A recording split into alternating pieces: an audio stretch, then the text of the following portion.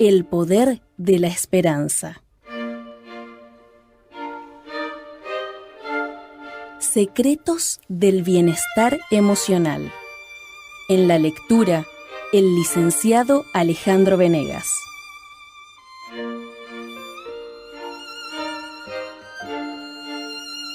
Capítulo 3. Depresión, exceso de pasado. En 2009, millones de personas estaban encantadas con las escenas del mundo idílico, concebidas por el guionista y director de cine James Cameron, de la película Avatar. Lo que nadie pudo imaginar es que desde entonces muchas personas sufren de depresión post-Avatar. En Internet se crearon sitios donde los fans ventilaban sus lamentos por no vivir en Pandora, un planeta mucho mejor que la Tierra. Algunos incluso pensaron en suicidarse, con la esperanza de renacer en un mundo similar al de la película. Este es un ejemplo más entre muchos del poder y la influencia de los medios, en especial de la producción cinematográfica. La gente quiere huir de la realidad y vivir en el mundo de los sueños. Algunas personas no pasan una semana o incluso un día sin sumergirse en una película. Hay otros que esperan ansiosamente el siguiente capítulo de la novela o la serie preferida. Otros dejan todo a un lado para no perderse el partido del equipo favorito. ¿Y qué decir de las horas y horas dedicadas a los videojuegos o las trivialidades en Internet? Intentan llenar el vacío del alma con alimentos carentes de nutrientes, refinados en los estudios de los que solo piensan en el dinero que recaudarán de quienes están atrapados por sus producciones adictivas. Esta depresión es sintomática. Esto demuestra que la gente está deseando algo, pero no sabe qué. Otros comportamientos que pueden conducir a la depresión e incluso generar pensamientos de suicidio son las relaciones sexuales ocasionales. Una encuesta realizada por la Universidad del Estado de California con 3.900 estudiantes mostró que las personas que tienen relaciones sexuales fuera de un contexto romántico y de compromiso se mostraban más estresadas, con problemas de depresión y ansiedad. Los investigadores creen que el estrés es el resultado del remordimiento. Las causas de la depresión varían ampliamente. A veces son difíciles de identificar. Este es un mundo no ideal y extremadamente alejado del propósito del Creador, pero las personas pagan un alto precio por esta inadecuación o incluso empecinamiento. El hecho es que solo quienes enfrentaron o enfrentan un trastorno depresivo pueden entender lo que significa perder el sueño sin razón aparente o dormir más de 12 horas seguidas sin ganas de despertar, llorar mucho sin motivo justificado, no ser capaz de hacer lo que más se quiere, sentirse incapaz, inepto, tener malos pensamientos y perder la voluntad de vivir, alimentar el sentimiento de culpa por causas sin importancia y la sensación de fracaso, vivir concentrado dentro de sí en medio de las sombras que insisten en pender sobre su cabeza. De hecho, eso significa que ya no viven, solo existen. En esos momentos, los pensamientos suicidas no son infrecuentes. La depresión es el mal que prevalece en las consultas psiquiátricas y de psicología clínica. Pronto, ella podría tomar el segundo lugar entre las causas de enfermedad y discapacidad, solo por detrás de los problemas cardiovasculares.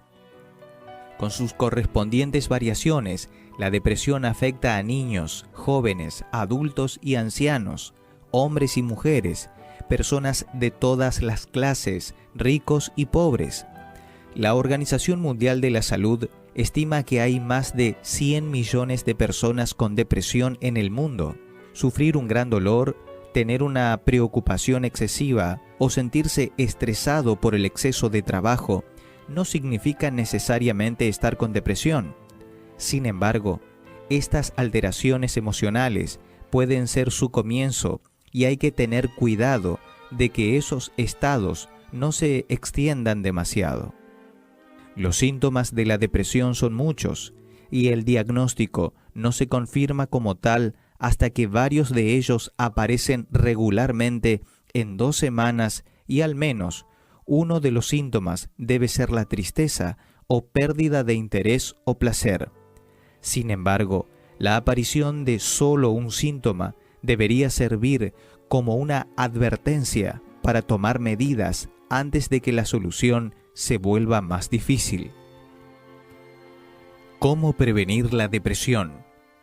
Busque suficiente apoyo social.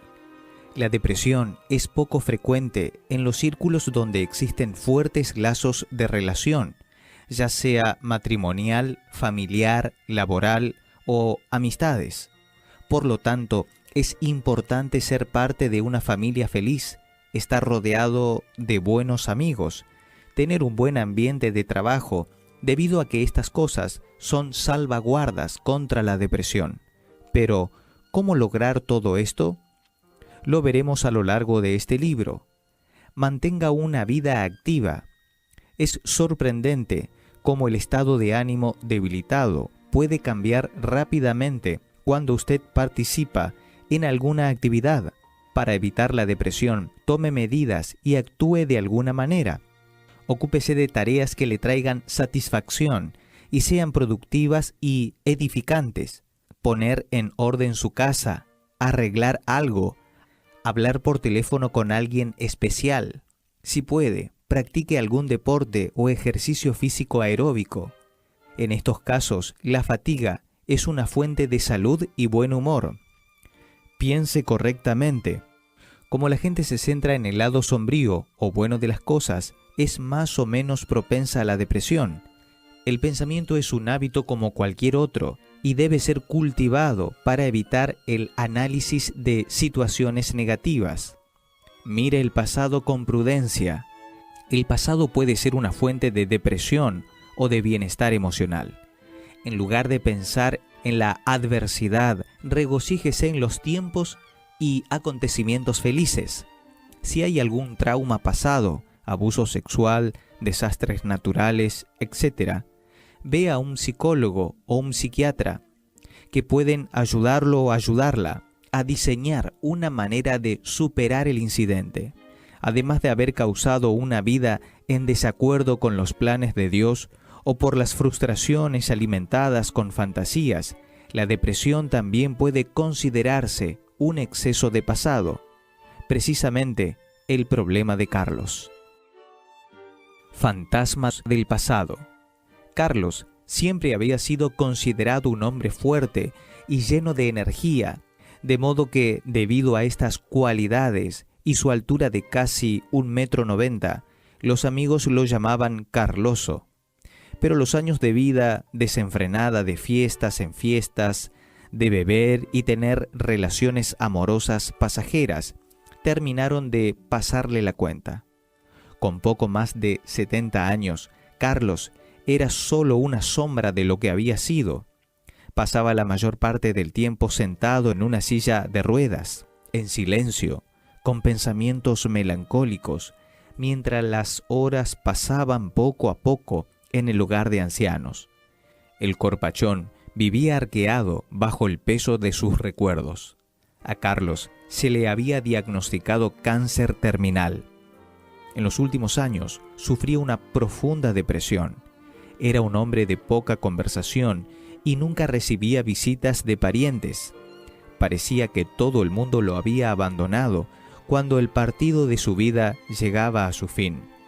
Carlos trató de ahogar la voz de la conciencia. Nunca quiso dar el brazo a torcer y admitir que solo una vez experimentó algo parecido a la felicidad. Por más que tratara de negarlo, sus pensamientos siempre volvían a una sola mujer, su primera novia y ex esposa, a quien no supo valorar. Ella ya no estaba para escuchar sus quejas y hablar de vivir la vida lejos de las cadenas de una familia, la preocupación por los niños y el afecto de una mujer única. ¿Cómo se había equivocado? ¿Cómo fue capaz de comprar una mentira como si fuese la verdad? Carlos no sabía que, aun si Dios decidiese no concederle la curación, si podía perdonarlo de todos los pecados y concederle la salvación eterna. Eso es lo que Jesús le aseguró al ladrón crucificado junto a él, quien le rogó: «Acuérdate de mí cuando vengas en tu reino».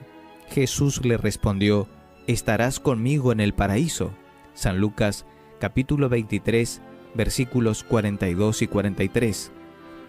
Por desgracia, Carlos no lo sabía, y si hubiese tenido fuerzas y condiciones, se habría quitado la vida, apresurando así el inevitable final. Suicidio. Según la Organización Mundial de la Salud, el suicidio mata a más de 800.000 personas al año, estando delante del SIDA como una de las causas de muerte. Cada 3 segundos, una persona atenta contra su propia vida. Alrededor del 30% de los casos tiene que ver con la depresión. Con el fin de aclarar la cuestión, la Organización Mundial de la Salud lanzó una campaña con mitos y verdades sobre el suicidio. La campaña, por ejemplo, se refiere a este mito: quien habla del asunto no tiene la intención de suicidarse. Con respecto a este punto, la realidad es que las personas que hablan de suicidio pueden estar buscando ayuda, ya que a menudo sufren ansiedad, depresión y desesperanza. Otro mito es que la mayoría de los suicidios se producen sin aviso. La verdad, sin embargo, es que gran parte de los suicidas dan advertencias o envían señales. Por lo tanto, es importante conocer esos síntomas e identificar la conducta de quienes están a nuestro alrededor. La Organización Mundial de la Salud también aclara que los pensamientos suicidas no son permanentes. Una persona que pensó en matarse puede seguir viviendo durante mucho tiempo. Otra falsa idea clásica es pensar que solo las personas con trastornos mentales pueden cometer suicidio. De hecho, muchas personas que tienen problemas mentales no manifiestan un comportamiento suicida. Por otra parte, no todas las personas que se quitan la vida tienen trastornos mentales. Según la campaña, hablar abiertamente sobre el suicidio no fomenta el acto.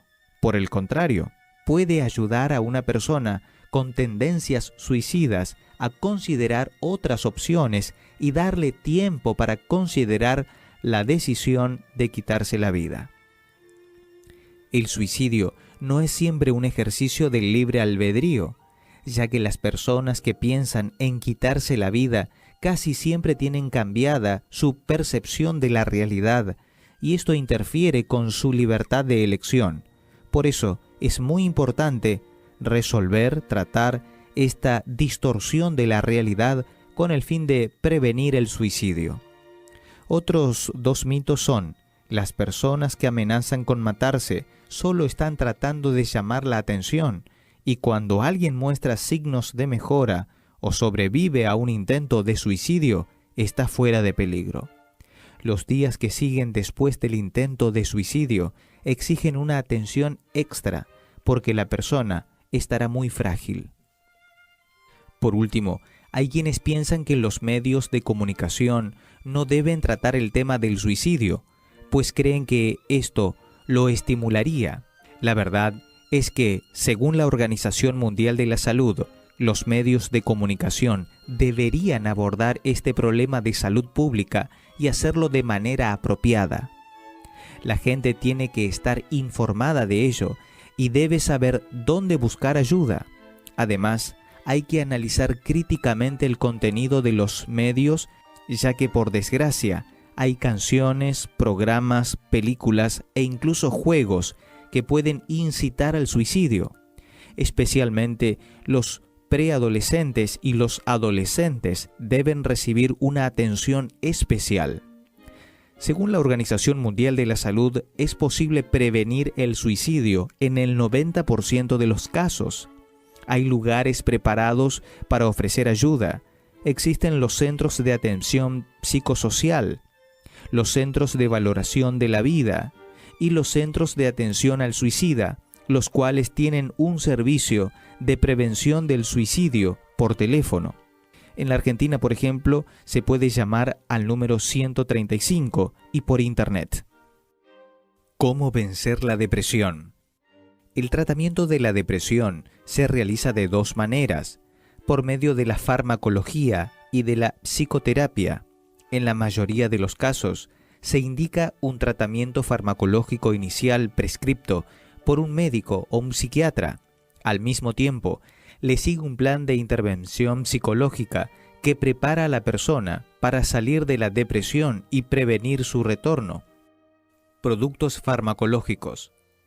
En casos más severos, los medicamentos antidepresivos pueden traer alivio del dolor psíquico y reducir la tendencia al suicidio. Los antidepresivos actúan sobre la química del cerebro para equilibrar la actividad de los neurotransmisores. En muchos casos, alivia los síntomas y puede reforzar los efectos de la psicoterapia. Pero a veces es necesario remitir al paciente a diversos tipos de drogas para encontrar el más adecuado y esperar unas semanas para sentir los resultados. Esto puede tomar hasta 4 semanas, lo que significa que algunos pacientes abandonan los medicamentos sin supervisión médica, lo que empeora los síntomas. Además, los fármacos antidepresivos pueden producir efectos secundarios de intensidad variable. La medicación psicotrópica es como una cuña para un reloj que adelanta o atrasa demasiado. El gran problema es que no actúa en el engranaje defectuoso, pero sí a la velocidad con la que funciona el reloj. Por la misma razón, a pesar de tener efectos placenteros, el fármaco antidepresivo puede llegar a ser ineficaz e incluso peligroso si se utiliza incorrectamente.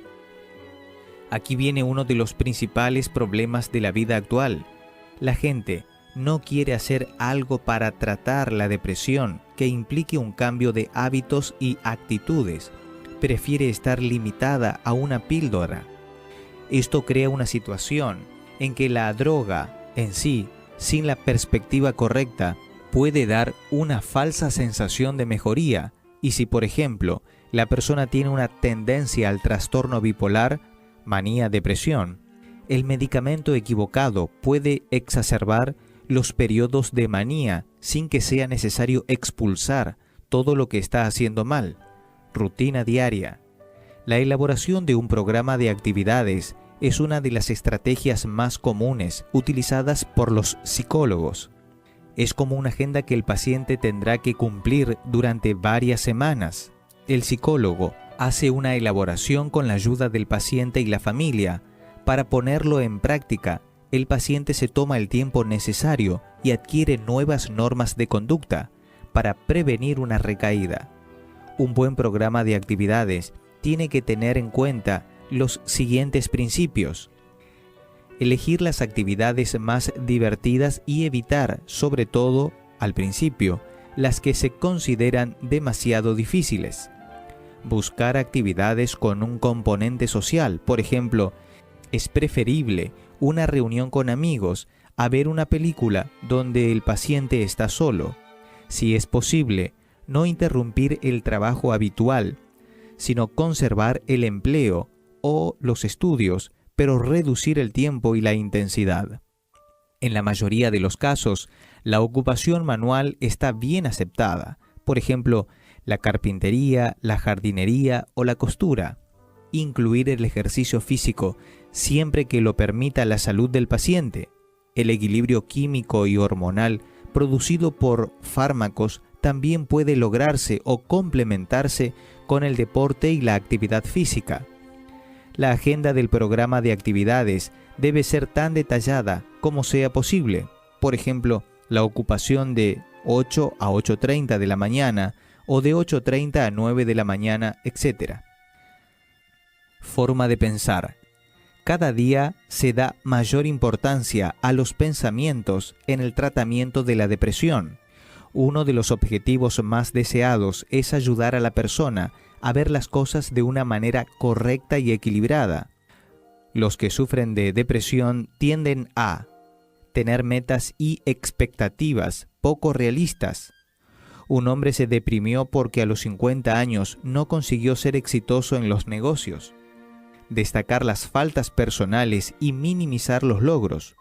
Una joven mujer gana un concurso literario y cuando sus amigos la felicitan, insiste en que se han presentado pocos trabajos o que le dieron el premio por compasión.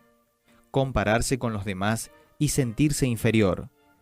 Una mujer asiste a una reunión de antiguos alumnos de su escuela y regresa deprimida porque considera los logros de sus compañeras muy superiores a los suyos. Un tratamiento exitoso incluye la reestructuración del pensamiento, pues la depresión fortalece los pensamientos negativos sobre uno mismo, el medio ambiente y el futuro. Por lo tanto, evite todos los pensamientos de inferioridad y autocompasión. Piense que gran parte de su éxito depende de lo que se propone y de que usted posee cualidades y capacidades de gran valor. Al evaluar el entorno, no se centre en las imperfecciones y los peligros, sino en las cosas bellas de la vida y los acontecimientos agradables. Ciertamente, hay muchas cosas buenas en las cuales pensar. Si hay cosas negativas, debe hacer algo para soportarlas en lugar de quedarse lloriqueando. En cuanto al futuro, si alguien puede cambiarlo, es solo usted. Decida que va a ser feliz, y lo será. Repita, decidí ser feliz. Y abandone todo pensamiento contrario desde el principio. Apoyo familiar. El tratamiento profesional hace mucho si la familia proporciona apoyo al deprimido. Es de vital importancia que si el cónyuge, el hijo u otro miembro de la familia sufre de depresión, el problema sea tomado en serio. Estas pautas pueden ayudar. Escucharlo o escucharla con atención y simpatía, ya que esto en sí mismo produce un efecto terapéutico. Nunca censure a la persona, sino trátela con calma y de forma natural. Ayude a su familia a mantenerse ocupada. Viajes, entretenimientos, pequeños trabajos, etc. son importantes en este proceso. Anime a las personas a nutrir la esperanza de que va a salir de la depresión con dignidad. Apoye el tratamiento médico, teniendo en cuenta la importancia de que el paciente tome los medicamentos. También evite transmitir preguntas como ¿para qué sirven estas pastillas?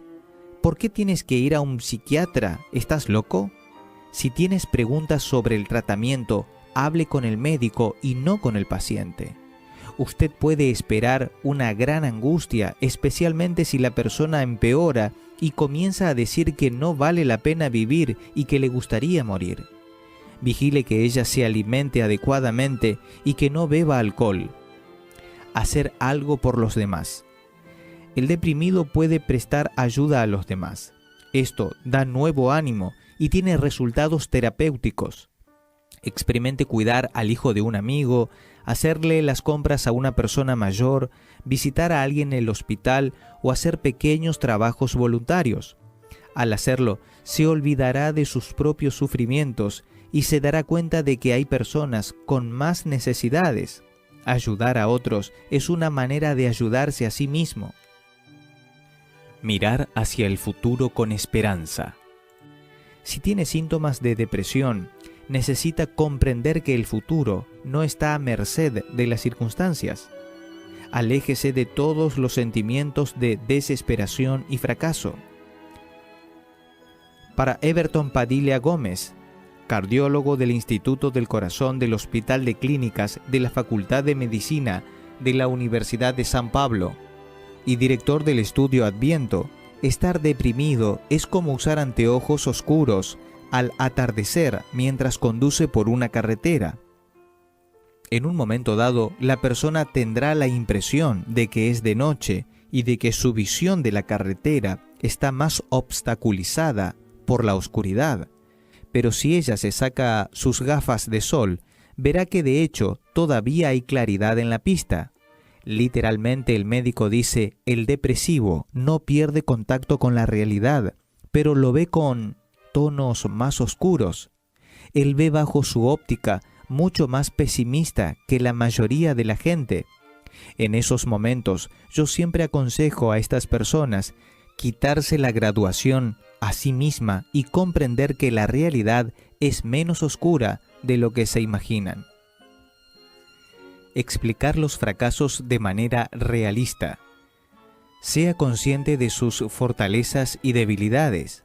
Analice la situación de manera equilibrada. Por ejemplo, si usted no tuvo éxito en la búsqueda de un empleo, no crea que es un inútil, sino tenga en cuenta que ponían muchas trabas o que los candidatos eran muchos. La próxima vez trate de prepararse mejor para la función deseada. Asumir el control de los acontecimientos futuros. Si la fuente de sus problemas es, por ejemplo, la familia, no piense que no hay más solución para las relaciones. Puede hacerse algo para mejorar la manera de comunicarse y olvidar las pretensiones puramente egoístas. Estas son formas reales para mejorar el futuro. Terapia divina. Confíe en Dios como un ser dispuesto a ayudar, proteger, facilitar y alentar a quienes lo buscan. Es el primer paso para beneficiarse de la espiritualidad. Esta convicción produce una relación con la deidad que inspira paz interior. Es la misma sensación de un niño pequeño que va de la mano con su padre por un camino rocoso. No tiene miedo porque se siente seguro en una mano fuerte. Del mismo modo, en el camino de la vida, la persona que confía en Dios sabe que existen riesgos de todo tipo, pero su fe en el Creador le hace ver el futuro con serenidad porque tiene la certeza de que su Padre Celestial la protegerá. Las ayudas específicas en el camino de la vida incluyen orar a Dios, hágalo como cuando habla con un amigo o quien comparte el sufrimiento, y leer la Biblia, pues sus historias y mensajes traen paz interior. Seleccione algunos textos cortos y trate de memorizarlos para recordarlos en situaciones de crisis. Por último, trate de acercarse a personas que comparten esos ideales. Esta asociación podría servir como fuente de apoyo para mejorar su confianza en Dios. En un estudio llevado a cabo en la ciudad de San Francisco, Estados Unidos, referido al terremoto que sacudió la ciudad en 1989, se hizo evidente que las personas que utilizaron un sistema de apoyo social para combatir las secuelas del terremoto psicológico expresaron niveles mínimos de depresión y ansiedad. Sin embargo, quienes se habían aislado para pensar en su desafortunado destino alcanzaron altos niveles de depresión. Esto se verificó no solo en los días posteriores al terremoto, sino también 7 semanas después del desastre. Si a menudo se aísla y piensa demasiado en su angustia, cambie de actitud o se acercará rápidamente a la depresión. En cambio, es recomendable que usted tenga un amigo y confidente a quien pueda contarle sus ansiedades. No culpe al pasado y ayúdese. Los eventos pasados son muy importantes para explicar el mundo psíquico de la persona, pero no tienen que ser determinantes de la salud mental. Hay que aceptar el pasado, que no puede ser cambiado, y evitar la pasividad de no hacer nada para mejorar. Así pues, nunca decir, mi pasado me predestinó. Yo soy así porque tuve una infancia conflictiva. Tengo este problema porque mis padres no supieron cómo educarme. Esta actitud socava el proceso de restauración y bloquea muchas fuentes de ayuda y apoyo. A pesar de que un depresivo requiere intervención médica y psicológica, las estrategias de autoayuda son siempre de gran beneficio para apoyar el tratamiento y la prevención. Estos son algunos consejos oportunos. cuente con un amigo o confidente. Busque a alguien que lo aprecie y entienda para hablar de forma natural. Meditar a solas en sus problemas es lo peor para la actividad deprimida. Manténgase ocupado, salga al aire libre y practique algún deporte. O, si prefiere, quédese en su casa realizando alguna actividad manual doméstica. Las actividades no permitirán que su mente esté ocupada con pensamientos que fortalecen la depresión. Elimine completamente el alcohol. Es costumbre general ahogar las penas en el alcohol, pero no se engañe. Esta sustancia puede aliviar los síntomas solo durante unas pocas horas. Sin embargo, la ruina que causa a la salud física y mental es muy grave. Es importante recordar que el alcohol desencadena una respuesta estilo bola de nieve. El estanol deprime, en general, la actividad de las neuronas del cerebro, tanto las que forman los circuitos responsables del autocontrol como las que pueden ayudar a la persona a tener una actividad positiva. La euforia del alcohol es una sustancia efímera, seguida de un sentido de inadecuación, culpa e inutilidad. La misma sensación produce el uso de la marihuana, que recientemente se ha asociado con niveles más altos de procrastinación en los hombres y pánico en las mujeres. Mantenga una dieta saludable. Coma verduras, frutas frescas, cereales y legumbres. Si usted no tiene esta costumbre, le será un poco difícil al principio, pero luego se acostumbrará. Prevenga el insomnio. Haga ejercicio físico. Coma una cena liviana y evite los pensamientos que le causan preocupación. Si alguna vez tiene problemas para dormir, no se impaciente. Instálese en un sofá y lea un libro o escuche la radio hasta que pueda dormir. Piense en cosas buenas. Concéntrese en lo que provoca satisfacción y tenga la certeza de que toda calamidad tendrá su final. Además, tenemos muchas cosas que agradecer. Estas deben ser el motivo de nuestros frecuentes recuerdos. Tenga una actitud esperanzada. La esperanza es una necesidad humana. Sin ella surge la duda, el miedo y la ansiedad, factores relacionados con la depresión. Quien tiene esperanza en el futuro y sostiene una relación con Dios, quien es paternal y cariñoso, tiene un arma poderosa contra la depresión. El problema de Carlos, mencionado al principio de este capítulo, es que se negó a hablar de sus temores y sentimientos, y la aproximación inevitable de la muerte empeoró aún más su depresión.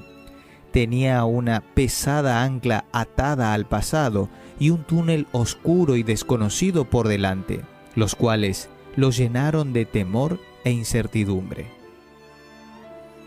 Durante la muerte.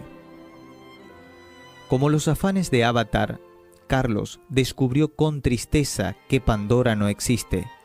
Perdió miserablemente todas las oportunidades para vivir feliz en el mundo real. Su esposa había muerto hacía muchos años y su hija no quería verlo en absoluto. Su fin era inevitable y ni siquiera tenía el consuelo de la fe que garantiza el perdón divino y la esperanza de la vida eterna con Cristo. Oh, si Carlos supiera lo que Laura había aprendido acerca de la vida después de la muerte, al menos podría aferrarse a esa esperanza. Sí, porque la Biblia, para describir la muerte de los salvos, siempre lo hace con tintes de esperanza. De hecho, el último enemigo con el que el ser humano se enfrenta en la vida es la muerte. Nadie puede escapar de ella. Tal vez por eso exista una gran preocupación por el tema. Hay muchas teorías acerca de lo que sucede a la persona después de la muerte. ¿Dónde están los que mueren? ¿Ellos saben algo acerca de nosotros? ¿Es posible mantenerse en contacto con los muertos? Jesús, quien murió y resucitó, es el único autorizado para hablar sobre el tema, y lo hizo en la Biblia. Para entender lo que sucede en la muerte, hay que saber cómo fue creado el hombre. En Génesis, capítulo 2, versículo 7, se dice: «Del polvo de la tierra Dios, el Señor, formó al hombre, e infundió en su nariz aliento de vida. Así el hombre se convirtió en un ser con vida». La frase «ser con vida» es vertida en otras versiones bíblicas como el alma viviente. En el original hebreo, estas frases provienen de nefesh, que significa ser vivo. Así, somos un alma viviente, no tenemos un alma. Por lo tanto, el polvo más el aliento de vida es igual a un alma viviente o un ser vivo. Génesis capítulo 3, versículo 19 dice que después de la muerte el ser humano regresa al polvo. La ecuación se convierte en polvo de la tierra menos aliento de vida es igual al alma deja de existir, el polvo vuelve al polvo, el aliento a Dios. En el momento en que el ser humano muere, el aliento, espíritu, vuelve a Dios y el polvo de nuevo a la tierra. El alma viviente deja de existir o muere. De hecho, a causa del pecado el ser humano, alma, se convirtió en mortal. Lo puede comprobar en Romanos capítulo 5 versículo 12 y Ezequiel capítulo 18 versículo 4. El apóstol Pablo es muy claro al afirmar que solo Dios es inmortal. Primera de Timoteo capítulo 6 versículos 15 y 16. Como la mayoría de la gente, Laura pensó que sería posible ponerse en contacto con los muertos, pero ella aprendió en la Biblia que los muertos permanecen en un estado de inconsciencia, incapaces de comunicarse con los vivos. Esto está claro en textos tales como Eclesiastés capítulo 9 versículos 5 y 6 y en Salmo capítulo 146 versículo 4, entre otros. Por lo tanto, los espíritus de los muertos que dicen aparecer en realidad son ángeles malos o demonios que se hacen pasar por personas que murieron. Apocalipsis capítulo 16 versículo 14, Segunda de Corintios capítulo 11 versículo 14. Para Laura, el texto bíblico más interesante se refiere a la resurrección de Lázaro. La historia está en San Juan capítulo 11, versículos 11 al 14. Aquí Jesús compara la muerte, que es un dejar de existir, con el sueño, reafirmando el concepto de pérdida del conocimiento en este estado. Cuando Jesús llamó a Lázaro de la tumba, demostró que en realidad él tenía el poder de resucitar a cualquier muerto, independientemente del tiempo que la persona haya estado en la tumba. Dicho sea de paso, de su amigo Lázaro no dice nada como que estuviera en algún lugar como el cielo, el infierno o incluso una antesala de luz. Lázaro estaba muerto, durmiendo, inconsciente, descansando. Por cierto, habría sido una tremenda injusticia de parte de Cristo llamar a su amigo de nuevo a esta vida triste y hacerlo de nuevo sujeto a la enfermedad y la muerte si Lázaro ya hubiese estado disfrutando de la vida eterna en el paraíso. Por no hablar de que el cielo no sería cielo si la gente pudiera contemplar los sufrimientos de sus parientes y amigos aquí en el mundo, ¿no le parece? La muerte, que es dejar de existir, es como un dormir y de manera inconsciente esperar la resurrección. Nada de ir al infierno ya o al cielo ya, ni mucho menos reencarnarse. Hebreos capítulo 9 versículos 27 y 28 es un texto muy claro. Así como está establecido que los hombres mueran una sola vez y después venga el juicio, así también Cristo fue ofrecido una sola vez para llevar los pecados de muchos, pero aparecerá por segunda vez ya sin relación con el pecado para salvar a los que lo esperan. Así, muchos se preguntan, ¿dónde y cómo comenzó la mentira de que el hombre no muere? Para esa respuesta hay que remontarse al libro de los Orígenes, Génesis, capítulo 2, versículos 16 y 17, y capítulo 3, versículo 4.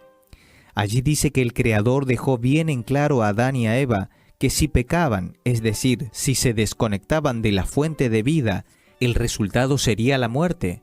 Pero el enemigo de Dios, Satanás, como siempre lo hace, contradijo abiertamente la palabra divina y aseguró a Eva que no moriría en absoluto, mentira que se ha perpetuado con la creencia en la reencarnación y las falsas apariciones de los muertos. Al prestar atención a la voz del mal, Eva pecó, Adán pecó, y nosotros heredamos las consecuencias de esa triste elección de nuestros primeros padres. Por supuesto, el buen Dios no nos abandona en este mundo de pecado en los brazos de la muerte. La Biblia está llena de promesas relacionadas con la resurrección a la vida eterna de las personas que aceptan el plan de salvación ofrecido por Dios. Textos como Primera de Tesalonicenses capítulo 4 versículo 16 y Primera de Corintios capítulo 15 versículo 51 aclaran muy bien que los muertos en Cristo serán resucitados con cuerpos inmortales en ocasión del regreso de Jesús, no antes o después. Por cierto, otra cosa que la Biblia aclara bien es que nadie va a ser dejado atrás. Los que murieron en estado de salvación por gracia serán resucitados y ascenderán al cielo con Jesús según la promesa de Él mismo. San Juan capítulo 14 versículos 1 al 3.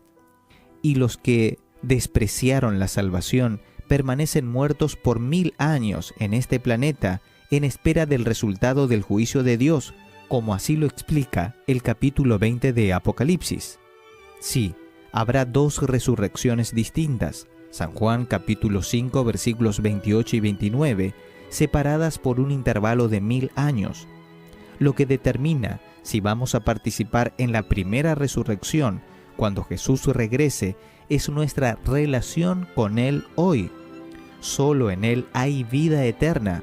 Primera de Juan capítulo 5 versículo 12, San Juan capítulo 3 versículo 16, y solo conectados a Él, como las ramas en el árbol, San Juan capítulo 15, versículos 1 al 9, podremos ser eternos en un mundo en el cual reinan la paz y el amor.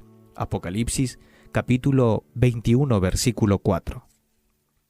Oh, si Carlos supiese todo esto, estaría seguro de que cercano está el Señor para salvar a los que tienen roto el corazón y el espíritu. Salmo capítulo 34, versículo 18. Y que está dispuesto a perdonar todos nuestros pecados y darnos la vida eterna. Saber esto nos puede ayudar a enfrentar los dolores, las angustias y las decepciones de nuestra vida con mucha más fuerza y valor.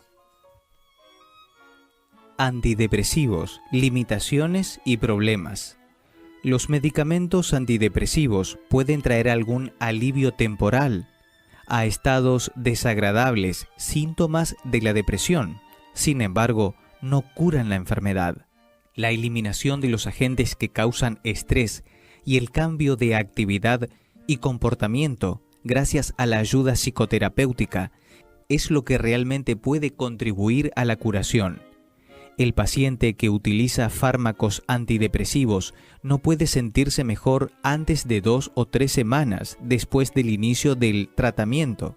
Además, se observan los siguientes efectos: problemas de rendimiento sexual, cambios cardiovasculares, somnolencia o insomnio, visión borrosa, nerviosismo, estreñimiento, aumento o pérdida de peso y sequedad bucal. La doctora Marcia Angel, que fue directora editorial de la revista New England Journal of Medicine, señala que una revisión de los estudios sobre los antidepresivos llegó a la conclusión de que los principales medicamentos de venta con receta para este fin tenían poco más de un efecto placebo. Sobre la base de esta evidencia, el cambio en el estilo de vida es el mejor remedio para superar la depresión y la mayoría de las enfermedades crónicas.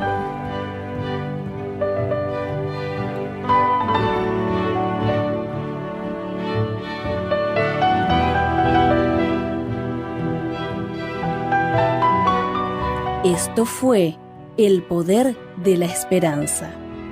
Lectura de Alejandro Venegas sobre textos de Julián Melgoza y Michelson Borges.